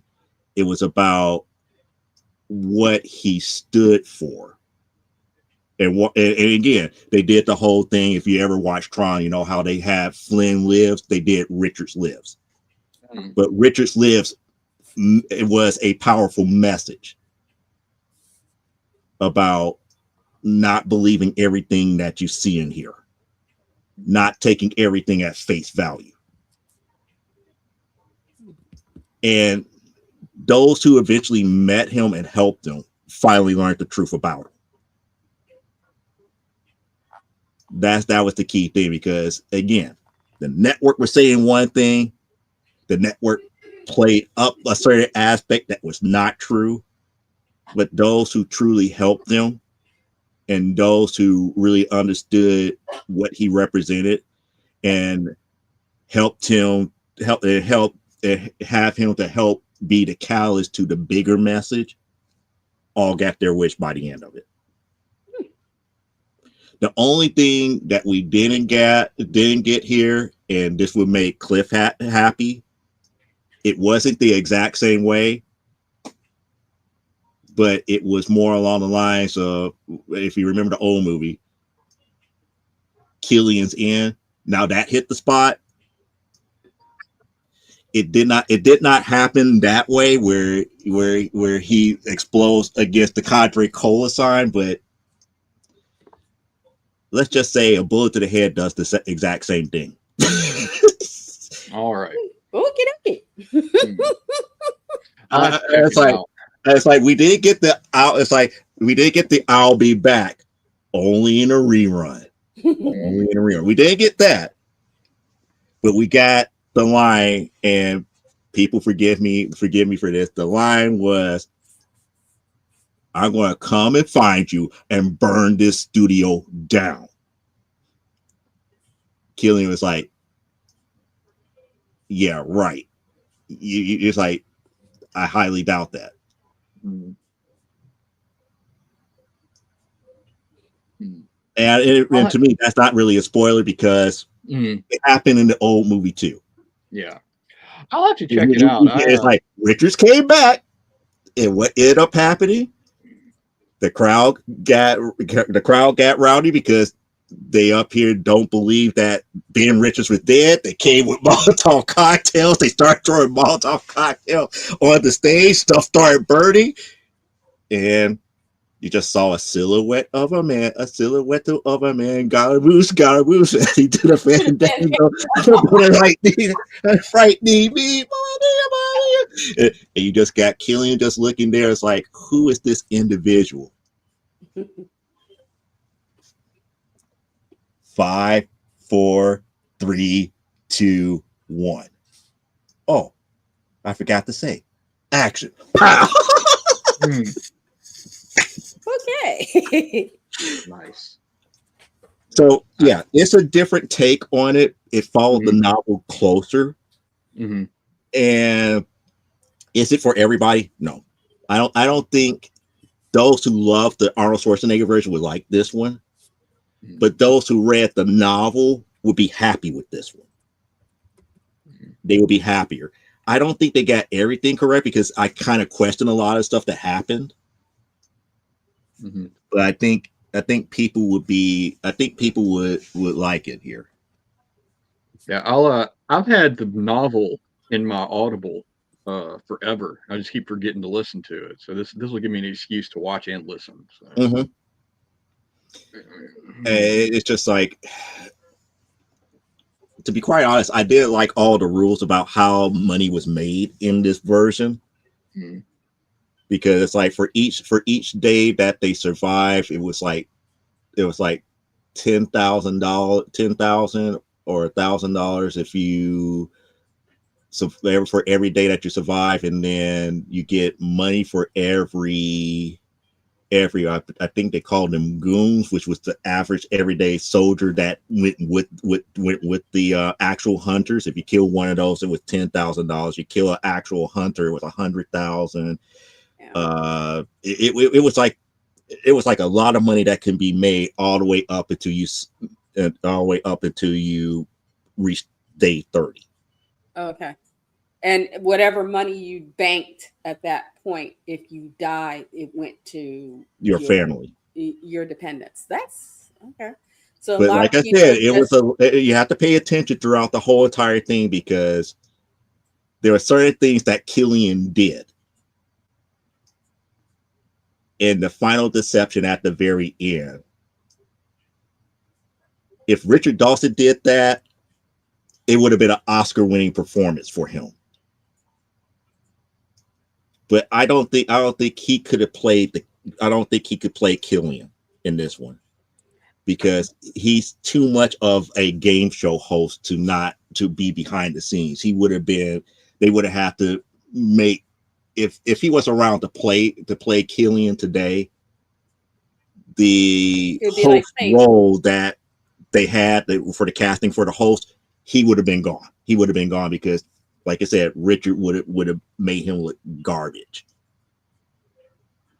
I never really thought Richard Dawson played a role in the 80s when I thought he was just Richard Dawson through the whole movie. And I had no problem believing that's how he was behind the scenes. He played a major role in the 80s version. He was the Killian that we got in the novel. But, the one that was manipulating everything behind the scenes here. But now, when he got hired, he was kind of when he got hired, they didn't hire him with the intention that he was going to, I think they hired him, but not with the intention that he would upstage Schwarzenegger to the degree that he did, because I know people who went and saw that movie not for Schwarzenegger, but for Richard that Dawson being in his Richard own element Dawson. as a game show host. Yes, Mhm. they went. I know people who went, and in fact, Siskel and Ebert they really weren't that into Schwarzenegger, but they got that ball rolling because they sang his praises. It was like what would obviously be a throwaway casting, because at that point he had just been a game show host, and He they had been a figured, game look, show host several times over by then. Had by the nobody, time we got to 84, 85. he'd done Match Game, he'd done He Square. had he was still in the top of the charts with Family Feud, which was Yeah. coming to an end. Yeah, He did a pilot for You Bet Your Life by then. yeah. He did Match Game. He had Hogan's Heroes as a actual credit plus several other movies. Mhm. But And you what I'm put him saying, in his element as a game show host. and they on top of figured he would do a passable. In other words, when they cast him because they thought he would do a passable job. They didn't cast him thinking that he was going to put out the performance of a lifetime. Again, That he was who going do you to love and who own. loves you? Killian! Yes! They did not expect him to throw down like that. It was like, okay, he's just we need somebody for this part. He can do this. He's not gonna cost us, and he'll be grateful. It was sort of like give the dog a bone. And he just went up and said, "Oh, let me teach you what the old school knows." Mm-hmm. And like I said, Siskel and Ebert, after they talked up that performance, people were going in just to see him. He literally overshadowed Schwarzenegger. Again, that was the whole reason why Sting at the end had no effect on the movie. Mhm. Sting was in the movie as the leader of the resistance. That was supposed to have been the shock and awe. It's like, oh, we're going to get the musical people to go see the movie. And they were like, who? It's like, oh, look, Sting's there. Okay, thank you. Richard Dawson. Young and old people were like, dang, we didn't know he had that in it. Mm-hmm. So, that Wait. movie just made him. Sting was the leader of the resistance in the 80s one? Yes. I remember the interview. I remember the interview that he did to be, because at first he wasn't going to take that part. Then he said, "You know what? I would do it if there was a meaning behind that role." And he saw the meaning of it, and he did it. Especially after Dune, where it was like, great, they got me running around in a steel diaper. And appears. Damn, I have to go watch the 80s one now again. He was the lead. He was the leader of the resistance. Never even noticed. Again, he didn't look like himself. They made him all dirty and dingy and roughed up with kind of like a pseudo beard that was starting to form and everything. He did not look like Sting. Sting the Rocker. He did not look like himself. Let's go back and watch now. Oh my god. Before I forget, this sticker, I don't have any more of these, but this is a little sketchbook. It's very small and compact. And I was going to ask Cliff, did your daughter want a sketchbook like this? Honestly, that is very nice, but we have sketchbooks coming out of her ears. So I'm good right now. I just like this one because it's something you can throw in the bag and travel, and it doesn't take up. And I found the bookmark I was given that has a strap on it. So I can strap it on there. I can get 3 pencils in it and then stick an extra eraser and a pencil sharpener. And then this handy dandy clip. And you are correct. Jesse the Body Venturer being Captain Justice. What is up with all this crap? I used to be able to beat up criminals with my bare hands. I used to kill them with my bare hands. Yes, the old sexual Tyrannosaurus himself. Yes. Oh, I'm Lady a just wants bad to send the person. girls another weapon. Pretty much. Yeah. No, I mean, I appreciate it, but no, we seriously, they have 3 dozen sketchbooks that they fill up and then flip over and fill up. So we're good right now. I appreciate it. What I do need is Instacart to quit saying they're not coming. But Oh shoot, they got to give you we're your money back. we're at 11 o'clock now, and they're still not. They was when they said they'll be here. So, I am so sorry. but I'm so sorry. Well, I Joe, did have you have anything else? watercolor. I No, have that was watercolor pretty much it mountains. for the comparison, and I did it with very little spoilers. But the thing here is, there's big differences between the two. Don't expect 1980s. Mm-hmm. If you read the novel, expect more of what actually transpired in the novel. That's the only reason why I wanted to watch this. Mm-hmm. It wasn't the fact that they did it for 30 days, 30 days as opposed to however short a period of time that they gave one in the 1980s one. I knew that this one followed the novel a little bit closer, and I was wondering how they was going to deal with some of the aspects of the themes in the novel, and they did a decent job with it. Does it beat the 1980s one? To me, it's apples and oranges. Mm-hmm. It's apples and oranges. You can't. The 1980s one was Arnold Schwarzenegger was its own thing. Mm-hmm. This one is its own thing here, and trying to compare the two is a fruitless argument. You could argue to you feel that you have made a baby, one way or the other, which one was better. But it all and the major thing here is just go see both of them and then just have your fun that way. There's a lot of fun things that happen in the Schwarzenegger one, and there's a lot of fun things that happen in this new one. I just like the way that this new one ended the story of Ben Richards as opposed to the 80s one. But I feel that the 80s one was just a lot more fun to kind of watch because you had, like you said, you had Jesse Ventura, you had Jim Brown as Fireball. I forgot who played Professor Sub-Zero. It was the guy who did Odd Job, wasn't Right. Yeah, he was Professor Sub-Zero. Yep. it? Yeah. Okay. Yeah. I like how Joe did that right there of using the baby reference to tie this all back into Mighty Man. That was good right there. Okay, totally off topic. For those who know, Bridgerton has made it to Netflix. My birthday's coming up. He was also Pee-wee. Yeah, but I wasn't going to go there. Okay.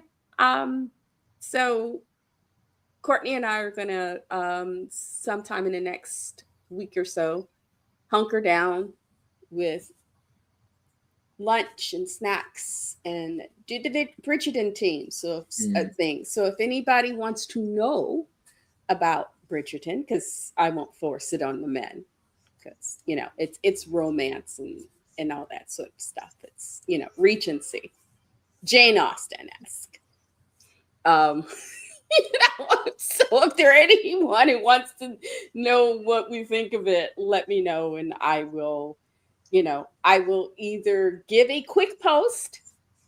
I will try to keep it to 5 or 10 minutes, or I will put a post on my Facebook page about it.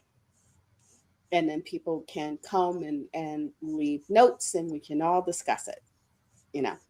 But that's if anybody's interested.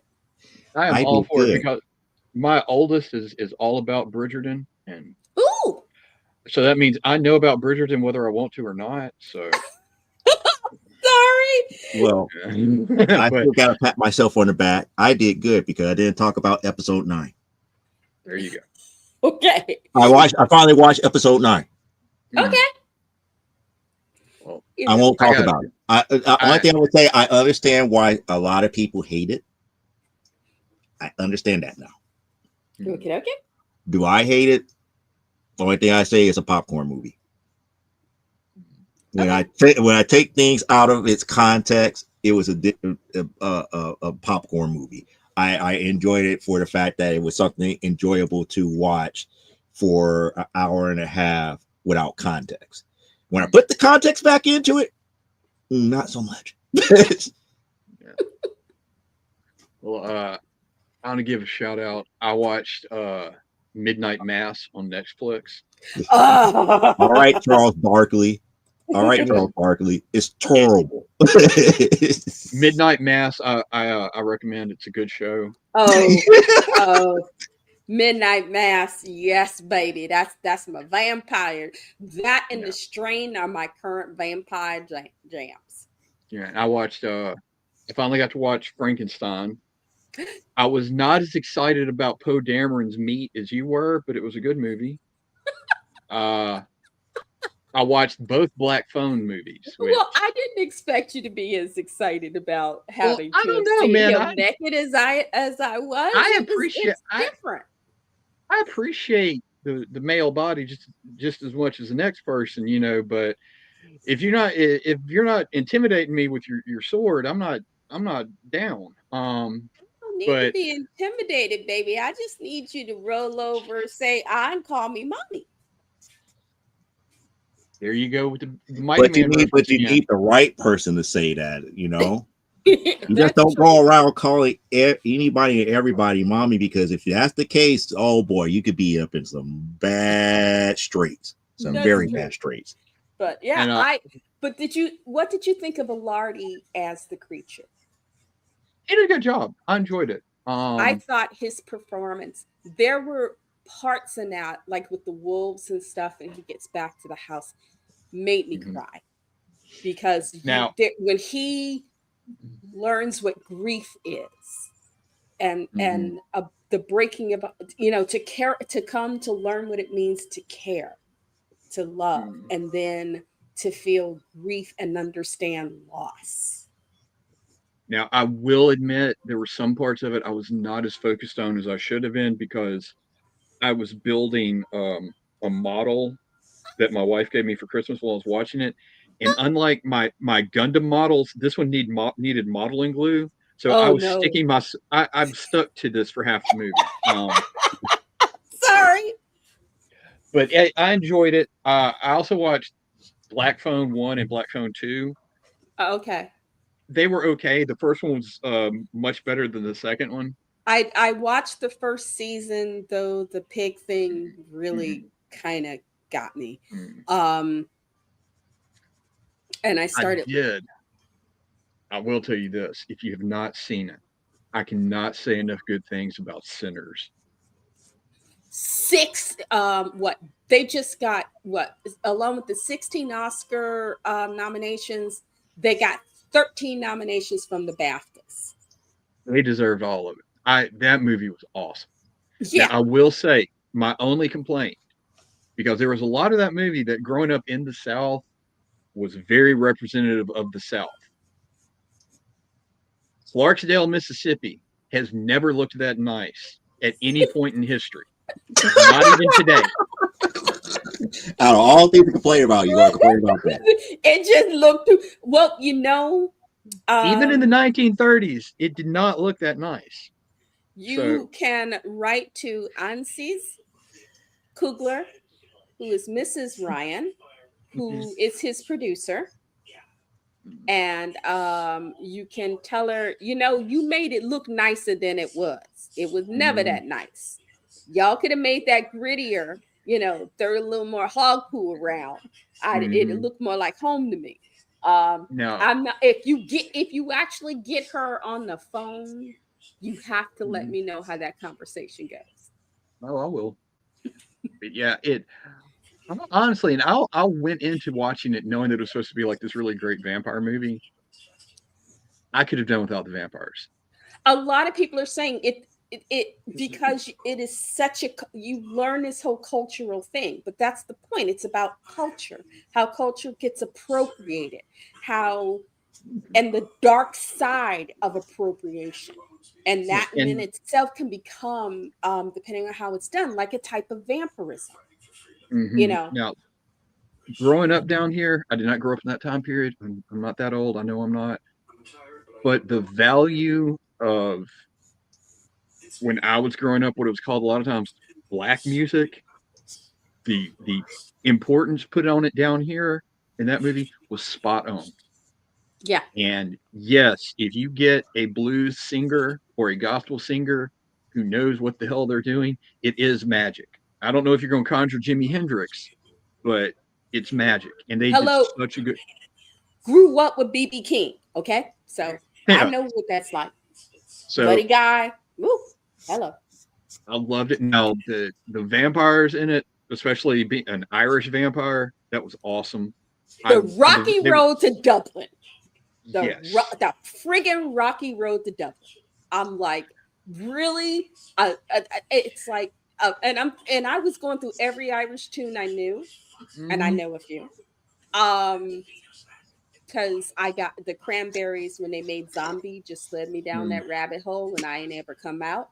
But when then he started step dancing, and it was like, I know you didn't, and he was doing it correctly. Mm-hmm.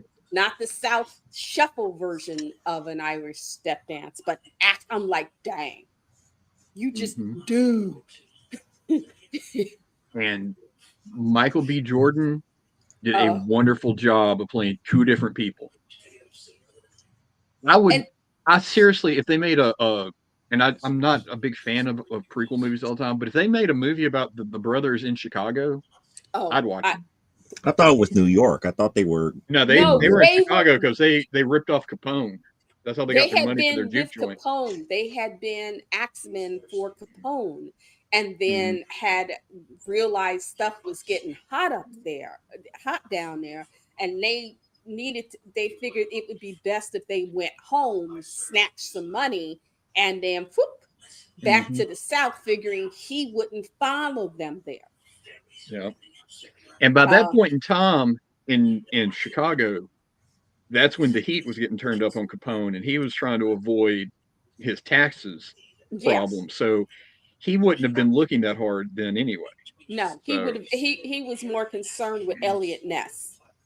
And they did a really good job. They only mentioned it in passing, but if you understood what they were talking about, they really did a good job of bringing home the point about how even though it was the 1930s and even though the Civil War happened and this and that, slavery was still a real thing in the South because they were talking about plantation credits. These poor sharecroppers and plantation workers didn't get paid money.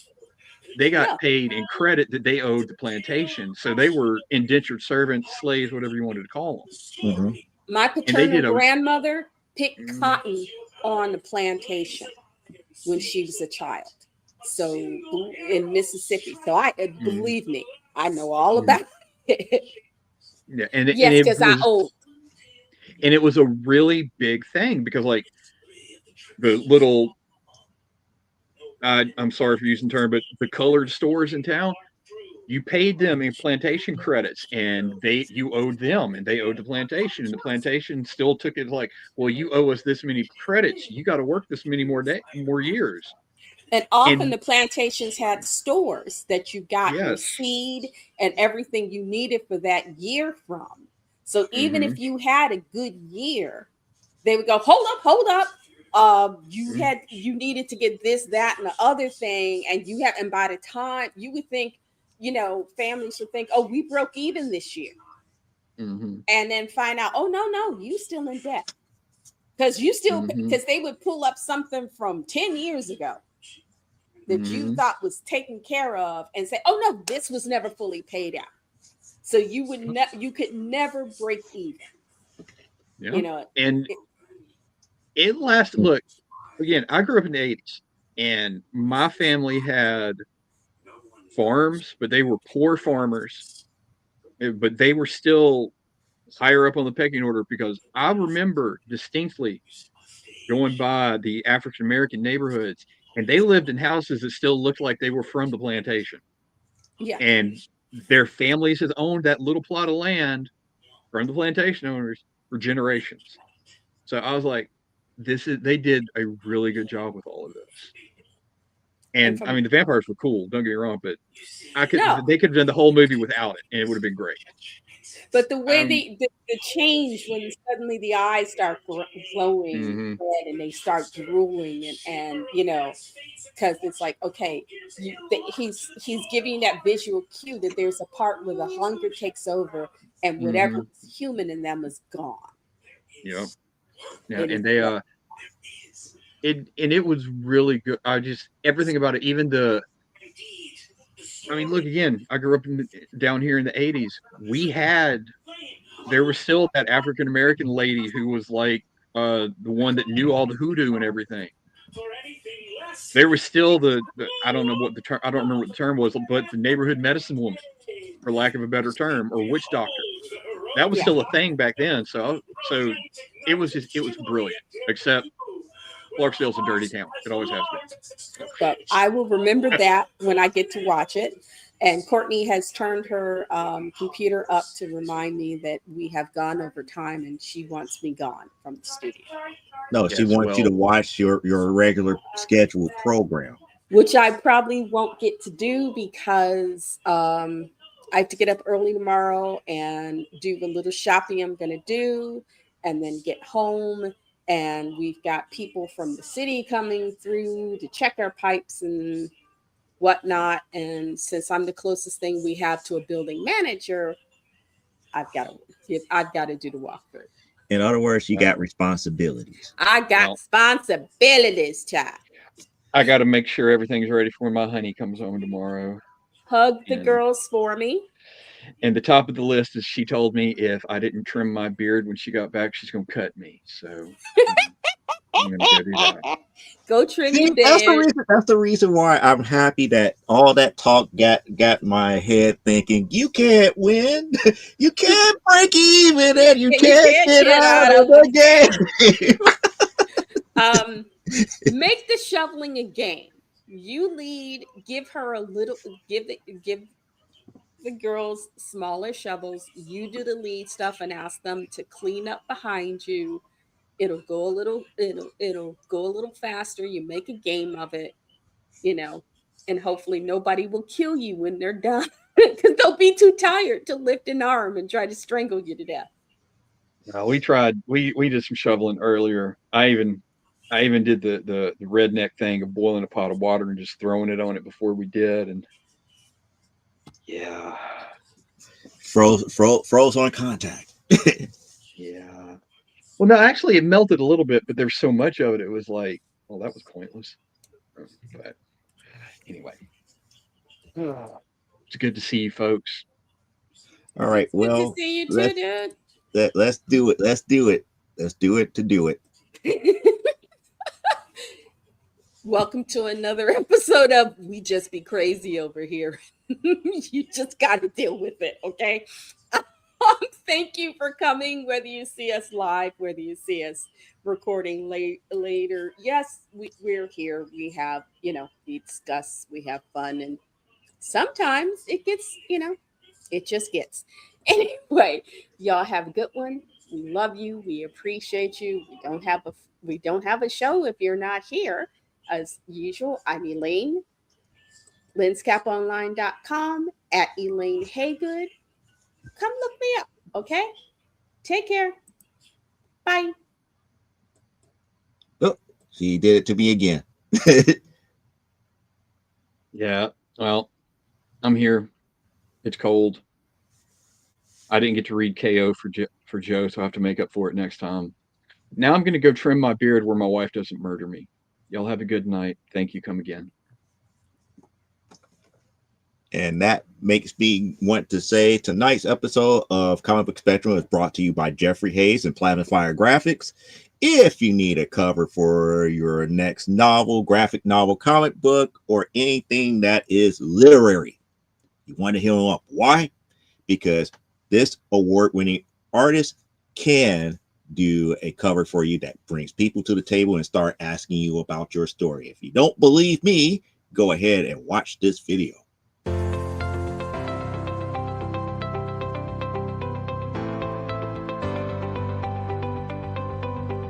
You've worked hard and written a great book. Now it's time to give it a great cover.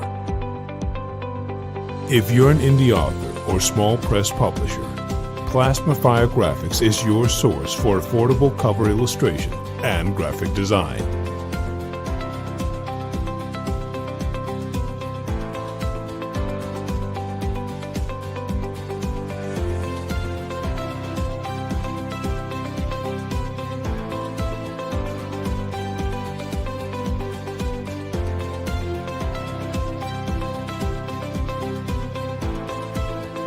Plasmafire Graphics, when the look of your book matters to you.